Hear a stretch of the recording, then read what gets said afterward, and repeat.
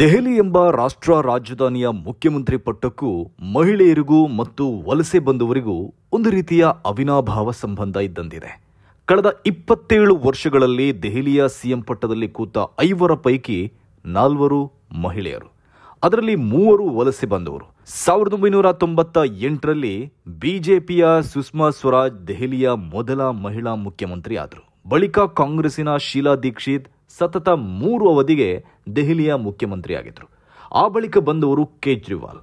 ಅವರು ಕಳೆದ ವರ್ಷ ಅಧಿಕಾರದಿಂದ ಕೆಳಗಿಳಿದಾಗ ಮತ್ತೆ ದೆಹಲಿಯ ಸಿಎಂ ಆದವರು ಎಎಪಿಯ ಅತಿಶಿ.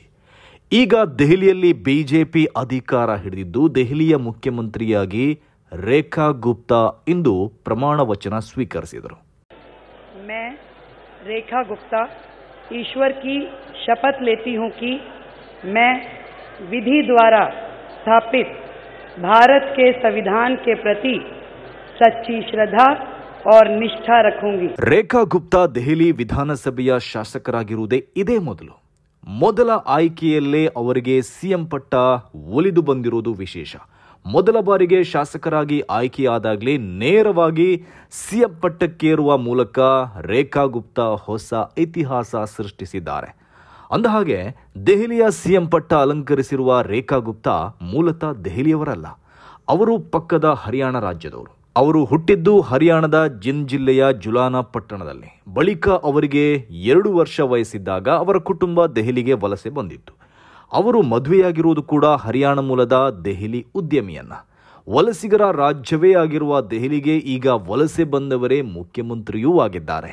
ಈ ಹಿಂದೆ ಹರಿಯಾಣದಿಂದ ದೆಹಲಿಗೆ ವಲಸೆ ಬಂದಿದ್ದ ಸುಷ್ಮಾ ಸ್ವರಾಜ್ ಮತ್ತು ಕೇಜ್ರಿವಾಲ್ ದೆಹಲಿಯ ಸಿಎಂ ಆಗಿದ್ರು. ಈಗ ಹರಿಯಾಣ ಮೂಲದ ರೇಖಾ ಗುಪ್ತಾ ದೆಹಲಿಗೆ ಸಿಎಂ ಆಗಿದ್ದಾರೆ.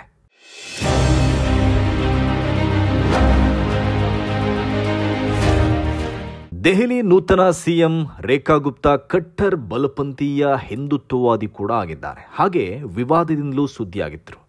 ದೆಹಲಿ ಪಾಲಿಕೆಯಲ್ಲೇ ಈ ಹಿಂದೆ ರಂಪಾಟ ನಡೆಸಿ ಮೇಯರ್ ಪೀಠಕ್ಕೆ ನುಗ್ಗಿ ಮೈಕ್ ಮತ್ತು ಪೀಠೋಪಕರಣಗಳನ್ನು ಧ್ವಂಸ ಮಾಡಿದ್ರು.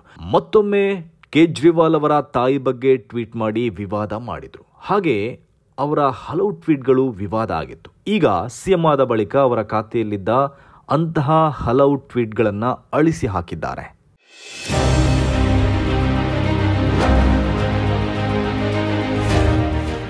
ರೇಖಾ ಗುಪ್ತಾ ಕಾಲೇಜು ದಿನಗಳಲ್ಲೇ ರಾಜಕೀಯ ಪ್ರವೇಶ ಮಾಡಿದ್ರು. ರೇಖಾ ಗುಪ್ತಾ ಅವರ ಶಿಕ್ಷಣ ಎಲ್ಲ ನಡೆದಿದ್ದು ದೆಹಲಿಯಲ್ಲೇ.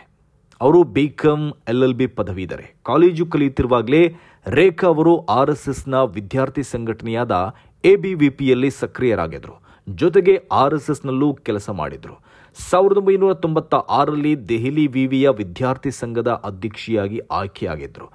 RSSನ ಬೆಂಬಲ ಇದ್ದಿದ್ದಕ್ಕೆ ಅವರಿಗೆ ದೆಹಲಿ ಪಾಲಿಕೆಯಲ್ಲಿ ಬಿಜೆಪಿ ಟಿಕೆಟ್ ಸಿಕ್ಕಿತ್ತು. ಅವರು 3 ಬಾರಿ ಪಾಲಿಕೆಯ ಕೌನ್ಸಿಲರ್ ಆಗಿ ಆಯ್ಕೆಯಾಗಿದ್ರು. ಹಾಗೆ ದಕ್ಷಿಣ ದೆಹಲಿಯ ಮೇಯರ್ ಆಗಿಯೂ ಕೆಲಸ ನಿರ್ವಹಿಸಿದ್ದಾರೆ.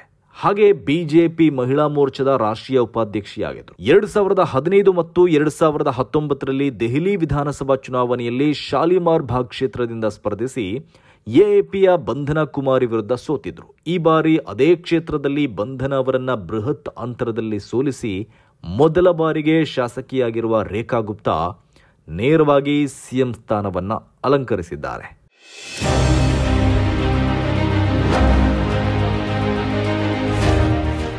ಲಿಂಗ, ಜಾತಿ, ಸಿದ್ಧಾಂತ, ಅದರ ಜೊತೆಗೆ ರಬ್ಬರ್ ಸ್ಟ್ಯಾಂಪ್ ಸಿಎಂ. ಈ 4 ಕಾರಣಕ್ಕೆ ಮೋದಿ ಮತ್ತು ಅಮಿತ್ ಶಾ ಅವರು ರೇಖಾ ಅವರನ್ನ ಸಿಎಂ ಪಟ್ಟಕ್ಕೆ ತಂದು ಕೂರಿಸಿದ್ದಾರೆ ಎಂದು ಚರ್ಚೆಯಾಗ್ತಾ ಇದೆ.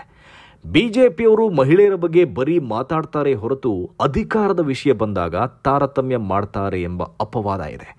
ದೆಹಲಿ ಚುನಾವಣೆಗೂ ಮುನ್ನ 13 ರಾಜ್ಯಗಳಲ್ಲಿ ಬಿಜೆಪಿ ಸ್ವತಂತ್ರವಾಗಿ ಅಧಿಕಾರದಲ್ಲಿದೆ. ಆದರೆ ಒಂದೇ ಒಂದು ರಾಜ್ಯದಲ್ಲಿ ಮಹಿಳಾ ಸಿಎಂ ಇಲ್ಲ. ರಾಜಸ್ಥಾನದಲ್ಲಿ ರಾಜೆ ಅವರನ್ನೇ ಹೊರಗಿಟ್ಟಿದ್ದಾರೆ.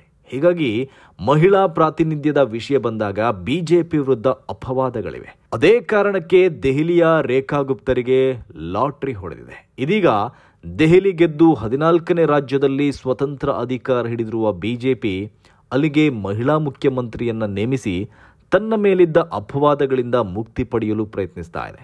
ಹಾಗೆ ಮಹಿಳಾ ವೋಟ್ ಬ್ಯಾಂಕ್ ಮೇಲೂ ಕಣ್ಣಿಟ್ಟು ಈ ಆಯ್ಕೆ ನಡೆದಿದೆ. ಹಾಗೆ ಬನಿಯಾ ಜಾತಿಯ ರೇಖಾ ಅವರ ಮೂಲಕ ವರ್ತಕರ ಒಲವನ್ನು ಬಿಜೆಪಿಯಲ್ಲಿ ಹಿಡಿದಿಟ್ಟುಕೊಳ್ಳಲು ಈ ಆಯ್ಕೆ ನಡೆದಿದೆ. ಇನ್ನು ರೇಖಾ ಗುಪ್ತಾ ಅವರು ಕಟ್ಟರ್ ಹಿಂದುತ್ವವಾದಿಯಾಗಿರುವುದರಿಂದ ಬಿಜೆಪಿ ತನ್ನ ಸಿದ್ಧಾಂತಕ್ಕೂ ಮಣೆ ಹಾಕಿದಂತಾಗಿದೆ. ಹಾಗೆ ಮೋದಿ ಮತ್ತು ಶಾ ಜೋಡಿಗೆ ರಬ್ಬರ್ ಸ್ಟ್ಯಾಂಪ್ ಸಿಎಂ ಬೇಕಿತ್ತು. ಆ ಕಾರಣಕ್ಕೂ ರೇಖಾ ಅವರಿಗೆ ಅವಕಾಶ ಒಲಿದು ಬಂದಿದೆ ಎಂದು ವಿಶ್ಲೇಷಿಸಲಾಗ್ತಾ ಇದೆ. ಕೇಜ್ರಿವಾಲ್ ಅವರನ್ನೇ ಸೋಲಿಸಿರುವ ಪ್ರಬಲ ನಾಯಕ ಪರ್ವೇಶ್ ವರ್ಮಾ ಅವರನ್ನ ಸಿಎಂ ಮಾಡಿದರೆ ಮೂಗುದಾರ ಹಾಕೋದು ಕಷ್ಟ. ಹಾಗಾಗಿ ರೇಖಾ ಗುಪ್ತಾ ಅವರಿಗೆ ಲಾಟರಿ ರೀತಿಯಲ್ಲಿ ಅವಕಾಶ ಒದಗಿ ಬಂದಿದೆ ಅಂತಿದ್ದಾರೆ ರಾಜಕೀಯ ವಿಶ್ಲೇಷಕರು.